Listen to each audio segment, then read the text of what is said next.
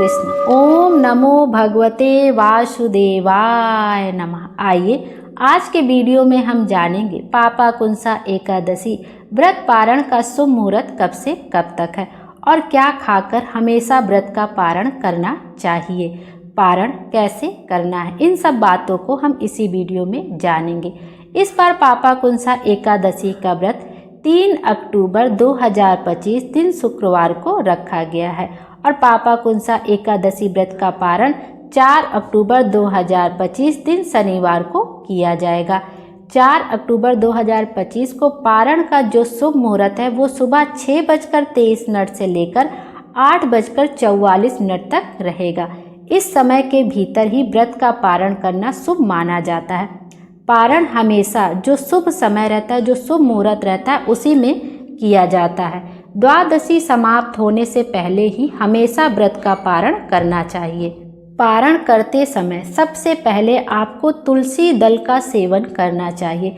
बिना तुलसी दल के सेवन के यदि आप पारण कर लेते, कुछ भी खाने से पहले आपको सबसे पहले तुलसी दल को रखना चाहिए मुख में और उसको चबाना चाहिए। आपको पानी से आप उसको निगल लीजिए। तुलसी के पत्ते को कभी भी चबा चबा कर नहीं खाया जाता है, तो आप तुलसी दल रखिए और पानी से उसको निगल लीजिए। उसके बाद आप चाहे कुछ भी खा सकते हैं, सात्विक भोजन ही आपको ग्रहण करना चाहिए या आपने भगवान को जो भोग लगाया है उससे भी आप व्रत का पारण कर सकते हैं।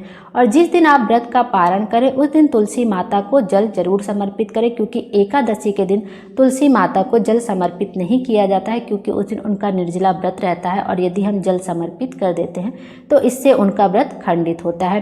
तो आप जिस दिन आप अपने व्रत का पारण कर रहे हैं उस दिन तुलसी माता की पूजा करें, उनको हल्दी कुमकुम लगाएं, उनको 1 लोटा जल जरूर समर्पित करें, घी का दीपक प्रज्वलित करें और उनको भी भोग जरूर अर्पित करें। आप गुड़ है, शक्कर है, कोई मिठाई है, फल है, कुछ भी आप भोग जरूर अर्पित करें, लेकिन मीठे का भी कुछ भोग आपको अवश्य लगाना चाहिए तुलसी माता को। उसके बाद ही अपने व्रत का पारण करना चाहिए। आप पारण में कुछ भी खा सकते हैं, जैसे सूखा मेवा है या जो भगवान को आपने प्रसाद चढ़ाया है, आप उससे भी अपने व्रत का पारण कर सकते हैं। और एकादशी के दिन आप अपनी क्षमता के अनुसार ब्राह्मणों को कुछ दान भी कर सकते हैं, किसी गरीब को कुछ दान कर सकते हैं, मतलब जितना चाहें आप उतना दान कर सकते हैं। बहुत लोग एकादशी के दिन सीधा निकालते, सीधा मतलब होता है जैसे 1 लोग के भोजन के पर्याप्त मतलब सामग्री दी जाती है। आटा है, चावल है, आलू है, दाल है, चीनी है, मतलब टमाटर है, ये सब कुछ चीज़ें एक सीधा निकाला जाता है। ऐसे आसान भाषा में सीधा ही बोला जाता है। किसी ब्राह्मण को दिया जाता है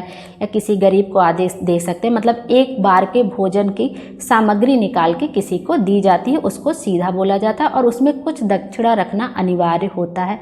आप 11, 21, 51 अपनी श्रद्धा के अनुसार कुछ भी आप दक्षिणा दे सकते हैं। इस तरह से व्रत का पारण करते हैं तो एकादशी का व्रत पूर्ण माना जाता है और एकादशी व्रत का पारण हमेशा शुभ मुहूर्त में ही करना चाहिए। पापाकुंसा एकादशी का व्रत करने से व्यक्ति के जन्म जन्मांतर के पापों का नाश हो जाता है और भगवान श्री हरि की कृपा प्राप्त होती है। बोलिए विष्णु भगवान की जय। विष्णु भगवान हम सब की मनोकामना पूर्ण करें और हमारे जीवन को खुशियों से भर दें। Thank you.